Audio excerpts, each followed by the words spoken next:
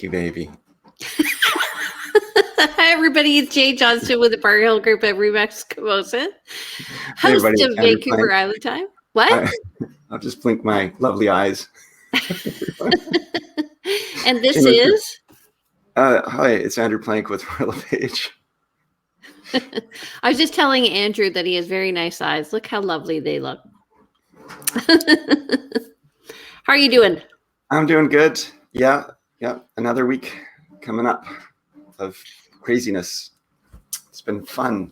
I'm looking forward to things opening up. And I was talking with a colleague recently who was saying, it's always slower in the summer because we realtors always tell our clients it's always slower in the summer, and so that we can all go on vacation at some point.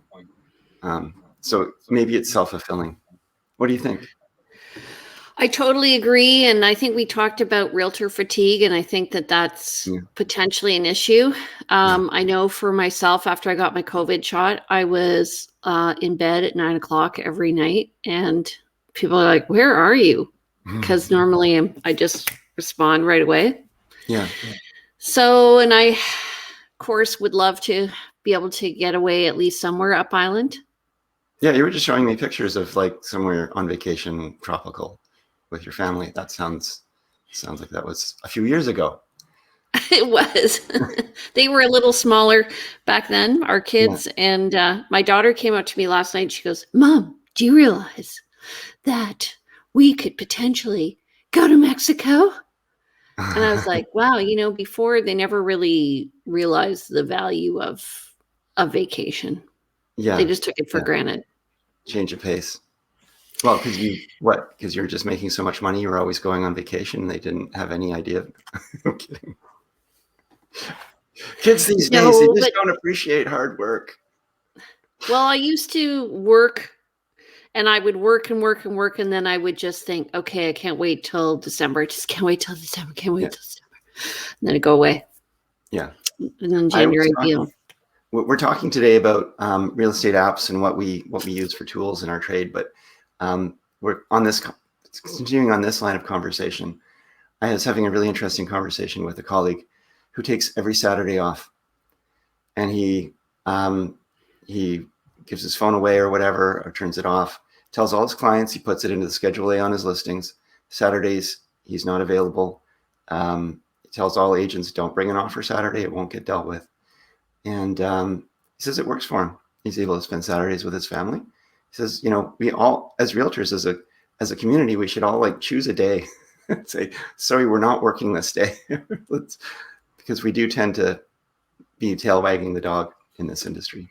But it used to be that way. Like they didn't work on Sundays. So that was a thing. Well, I remember as a kid living in Oak Bay, how everything just shut down on a Sunday, and it was, nobody would work on a Sunday, and it was just a regular thing. And it seems like that has changed. Yes. I grew up in Ontario, and they had a big debate about that when they had Sunday openings. And I was thinking as I was driving on Sunday, and we were accepting offers on Sunday that I had not planned, but the seller wanted. So we went with that, and like, why did I do this to myself?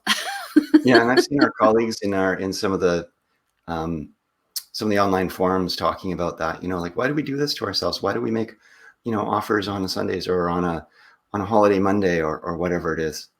Like when we do follow our clients' instructions, but we are able to guide somewhat, and we can choose to say, this is just part of my business practice. We have to get strong with that. Yeah. Okay, so let's first of all do the stats, then we'll get to talk to apps. So it's another busy week in real estate. Mm-hmm.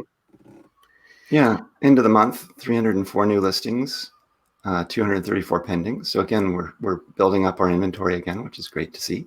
That's the last week, the last 7 days, the new listings, 304. Yeah. So last week of May. We're in May, right? Yeah. I've lost track of. Price decreases 50, price increases 7, And then sold, of course, it's going to be a big day today. I know I have closings today because it's the end of the month. Yeah. Yeah.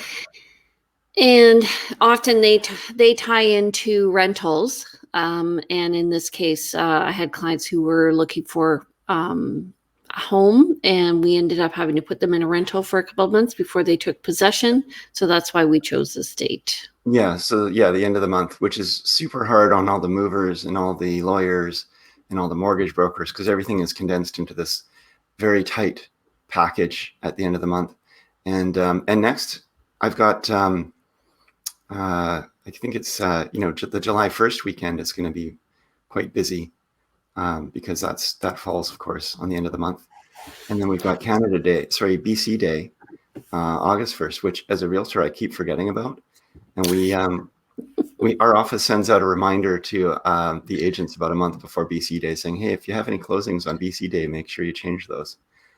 Because I had my assistant go through and block Mondays off, like a long weekend Mondays off, so that I wouldn't book any completions. We had to make one change because we did one on BC Day, and we had to change that up. And of course, everybody was agreeable to that, but it does mess things up. There is tenants and so forth. I once had a possession on July 1st. I'll never do that again. Oh yeah, yeah, that's no fun. Okay, so net unconditional sales for May is 1,013. For May 2020, it was 457. So we almost doubled there. And then new listings were at $1,299 compared to $1,095 last year. Obviously not normal last year. This is more normal this year. And then active listings were still at $1,489. That's when we started in the business in 2006, it was fast at 3,200. And so we have low inventory. We have 1,000 less listings on market than we had last year. And, last year we still had low inventory. So it's pretty low. It's definitely low. I mean, with 1,200 agents, is it 14 now? Sorry, 1,400 agents. That's, one property per agent, I guess, on average. Okay, so let's just talk a bit about apps. Yeah. So do you have, in your daily practice, we both are quite attached to our phones. All realtors are. It's kind of a necessity in this business, but then the phones themselves have all kinds of little tools and apps in them.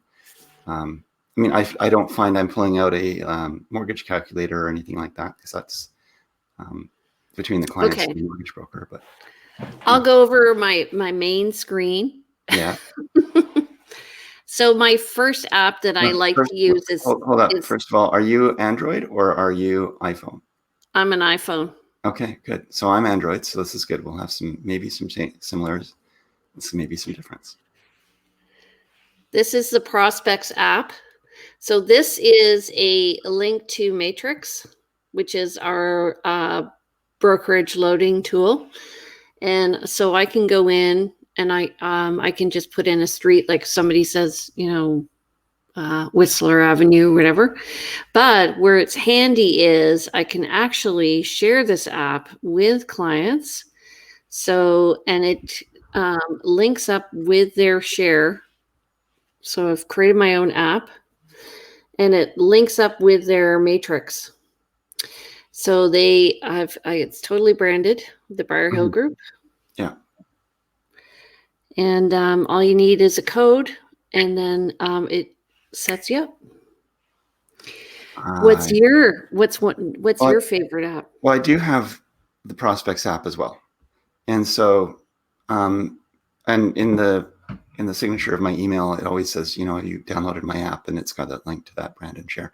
And the nice thing with that app is we do set our clients up on portal searches, which kind of sends them updates on the criteria that they've said, I want to look for this in this area in this price point. But the app, the Prospects app, which anyone who we're connected with can use for free, lets them search by area. If they're in an area, like what's around me? Is there a listing nearby? Oh, what's that listing worth? They don't have to look up the street even. They can just say like, oh, what's right around me by GPS? Okay, this one. And and they can send us notes and communicate with us through the app, which is great. Does it coordinate with your PCS though? It doesn't coordinate with my PCS is Private Client Services, everyone, and which is the realtor portals I was just referring to. I don't have that one coordinating with that. I do use the Realty Server Exposure program for my client portals.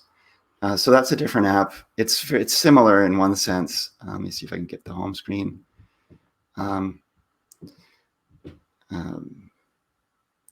And so I can look up, again, if someone says, what's that, I want to see this property or MLS number or whatever, and it's got apps, stats on my listings and where they've gone, and can look at the hot sheets and what the most recent properties are. But that's where I put my clients in as well, is into that app. Okay. And it's very, I can do most of the work in my day without even pulling up my computer. Really briefly, like the tools that I use on a daily basis would be, I'm talking too, like we use the flashlight when we're going into a crawl space on our phone. That's a really useful app. The compass, I use an app called Sun Surveyor, which tells me where the sun will be at a certain time of day, at a certain time of year when we're looking at properties. So, clients are always, which way are we facing, and I've got an internal compass. I don't know about you, but I've developed quite a good internal compass now over the years as to where we are. Yeah. So those are really helpful. I use that a lot. Although I use it to confirm what I'm thinking. A lot of people don't believe me, and I don't know why I know where I'm facing. They should believe you all the time. Okay, here's my other one, Docusign. Yes. Love it. Yeah. Yeah. So this also tells me people who I've sent documents to who haven't followed up, and because we are required to send a form called a disclosure representation and trading services. And so I send those to make sure that it goes out. It goes along with a little video that I've created that explains the form. And so usually when people want to purchase, all of a sudden they're like, we're ready and willing to sign that form. But I've sent it to them. Yeah, you sent it to them some time ago. We're supposed to, before we get into any kind of in-depth conversations in real estate, giving advice and so forth, we really need to share that information with our clients. Okay, I've got one more for you.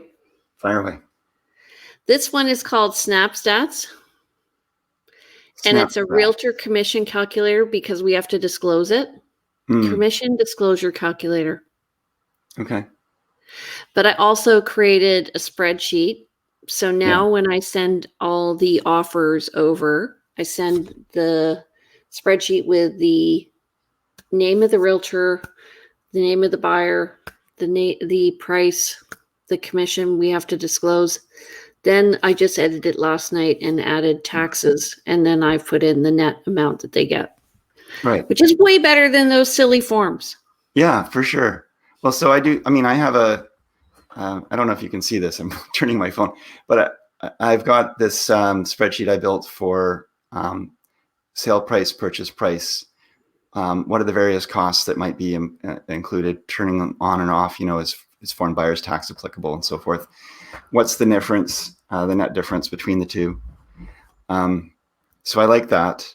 And I also do the same as you when I've got an offer that I need to review with a seller or multiple offers. I have a spreadsheet I plug everything into. I've got in that spreadsheet a calculator for commission.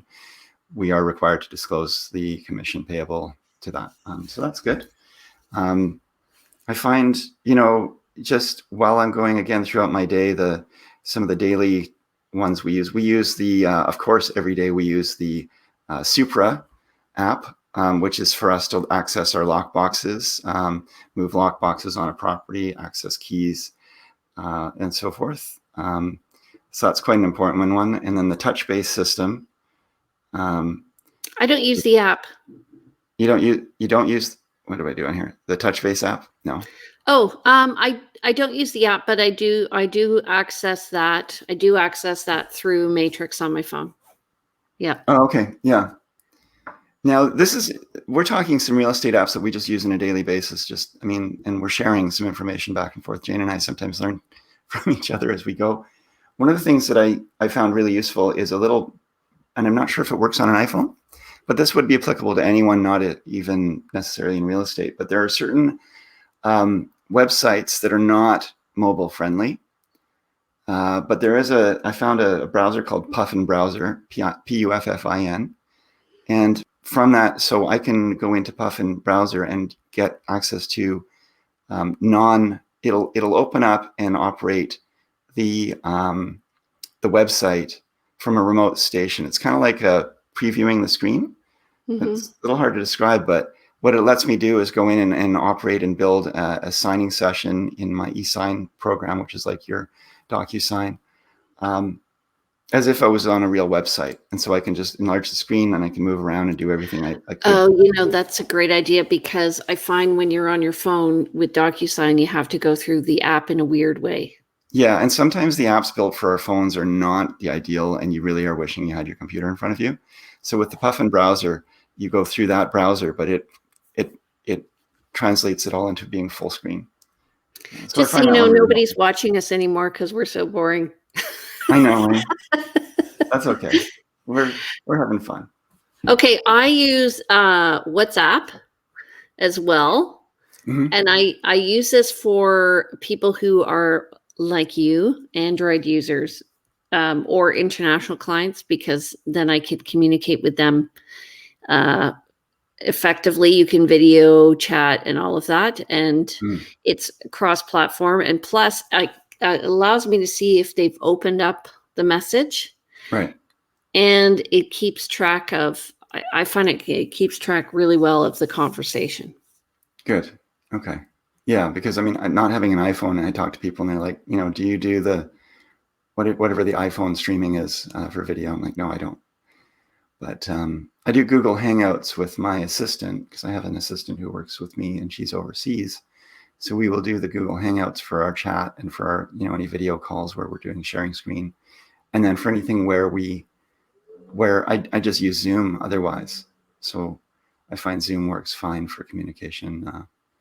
So you can use StreamYard too, which is this program. Which is the program that we're on right now. Okay. Yeah. I haven't explored that. So, okay. The other thing I use this little app called Fonto.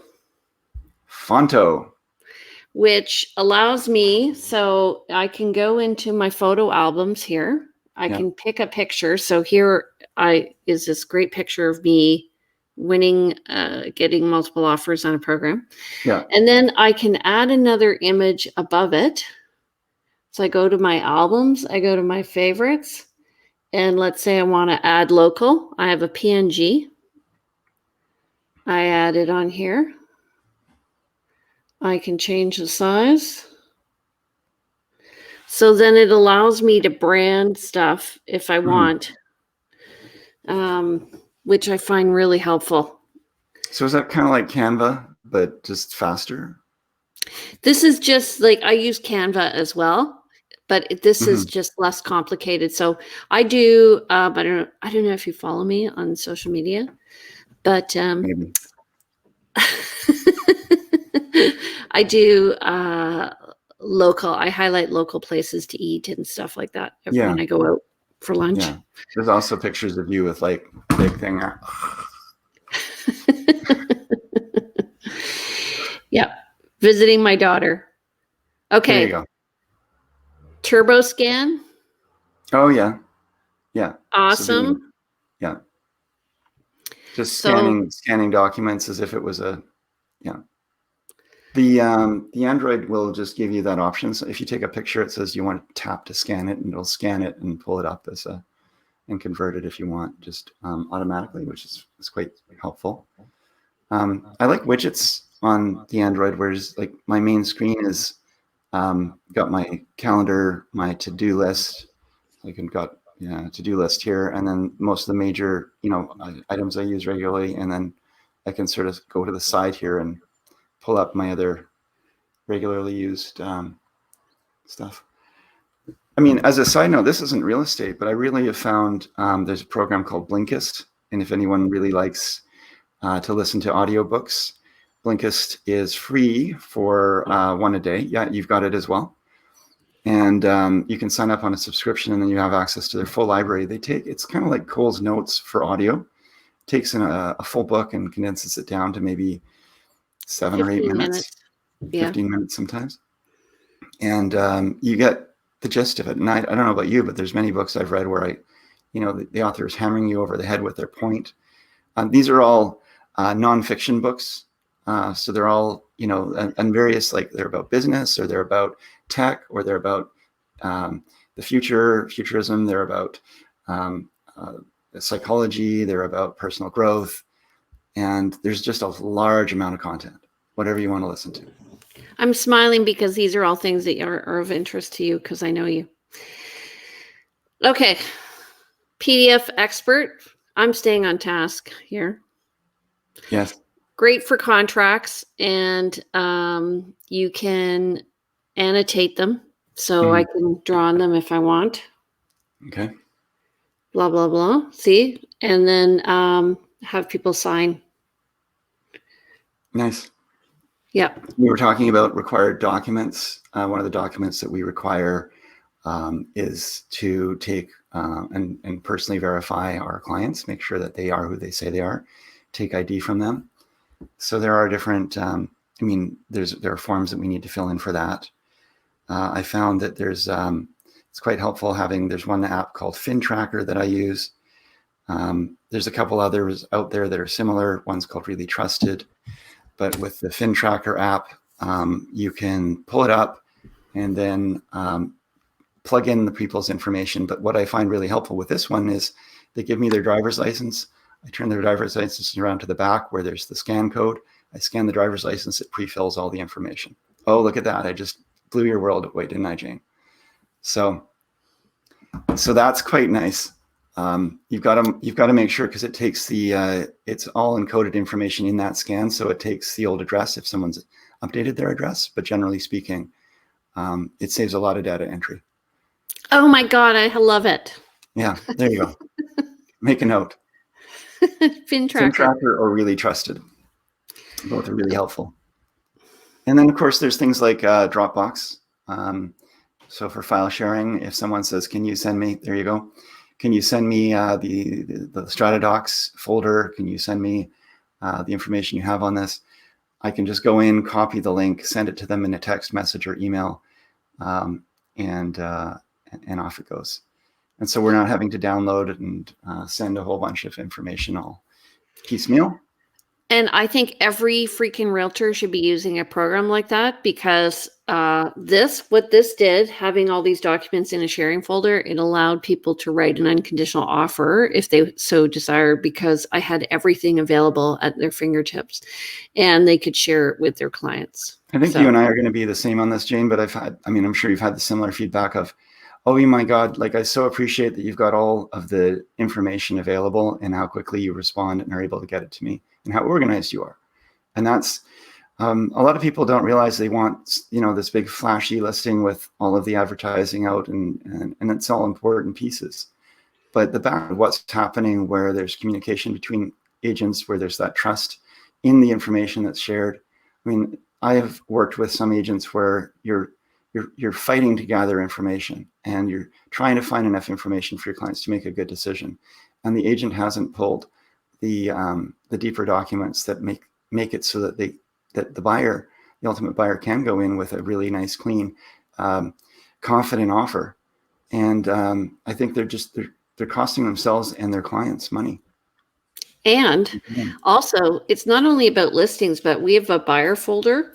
Mm-hmm. So we have a current seller folder, we have a buyer folder, and then we have our buyers completed and incomplete. I don't want to show people the names, but then for completed, it's under their name. Mm-hmm. So these are all the completed.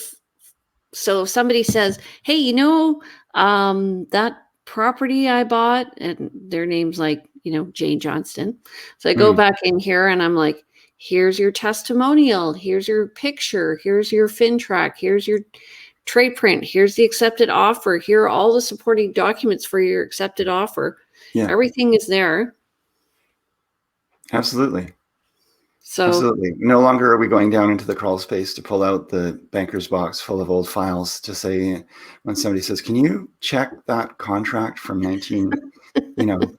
72. And also I'm finding like right now the government is asking people for expenses related to the sale of property 2 or 3 years ago. Okay. And I can pick it up.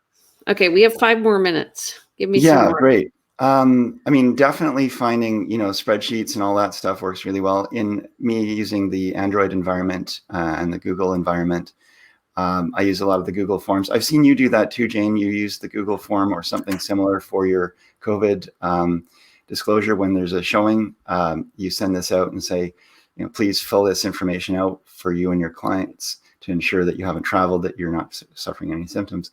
So that gives you, and I use this similar. I have a number of different forms I use when I take a listing or when I'm asking clients to share information about their property. So I really like that. And then for note keeping, I use something called Google Keep. And it's kind of like Evernote, or I'm not sure what you would be. Do you use something like that? I use actually just my notes on, what I love about it is that it does cross-platform. So I use the Notes app. Okay. And actually it's funny, like, so I use this when I do my social media and have hashtags. I have them saved in here. So I just type in a keyword. Right. And then you can copy and REMAX. paste. What? Yeah. Then you can copy and paste your hashtags. Yeah. Yeah. There you go. That's next level. That's next level, Jane. So yeah, anytime I have a thought, if I meet some clients, used to try to rely on this. It doesn't work as well as it ever did. It never worked as well as I like to hope it would. So, using the note keeping app and being able to throw thoughts into there as they come up is really helpful, because it's very easy to search and it's very quick and responsive. So it's a good one. Okay, last one. Nope, I got one last one too. Hey Siri. Oh yeah. Save a note. I found these items. There were more, but this is as much as I can show. So then you can save a note like, oh, hey Siri, set a reminder for me to call Andrew Plank at 5 p.m. and it'll set it. Okay, add it to today's reminders. Yeah, and I do the same with I've got shopping lists. I mean, whatever platform you're on, there's a similar equivalent, right? So for shopping lists, for you okay there, Jane? Yep. Can someone? The last one, I think this one, I've mentioned it before, but there's one called Mighty Text. And so while I'm on my computer at home on my computer and my phone is going off buzzing with a lot of different text messages, I can have a screen on my computer that coordinates with my phone. And so I can type and respond to text messages using this Mighty Text program. Oh my God. You need to get an Apple, man. You don't need an app for that, man. Well, it works fine for me and I'm quite happy, but you're right. We can agree to disagree, Jane. Thank you very much. I love the fact that, in all seriousness, that I can actually answer my phone on my computer and text from my computer. And what's fabulous is Danielle can text from my computer. So whenever we're requesting showing times with clients, she does it through my texting app on our desktops. Right. Yeah. So it allows your assistant to step into your shoes and operate on your behalf. Yeah. Yeah. Good. Well, I hope we didn't bore too many people, but this was helpful and useful, I hope, for some. And I think for new realtors, this is a really good idea. And I remember doing this when, I don't know, I or you were on the professional development committee, and we actually sat around and discussed all this, because this was probably 10 years ago, because our phones were just coming in, right? And I remember thinking it was so great when I got the app for the flashlight on my Palm Pilot. I know it's one of the more useful apps out there. I mean, we are always looking into little dark corners in these houses. Yeah. I was And joking. somebody's like, shoot, I forgot my my flashlight. Don't worry. I've got my phone. Phones do everything. Everything. Like I said, I don't really need the computer for much at all anymore. And the phone has a big enough screen. It's a race against the aging eyes here, but I still don't need reading glasses yet. So we shall see. Anyway. Awesome. Thank you, Okay, so Jane. next week we're going to be talking about the market update.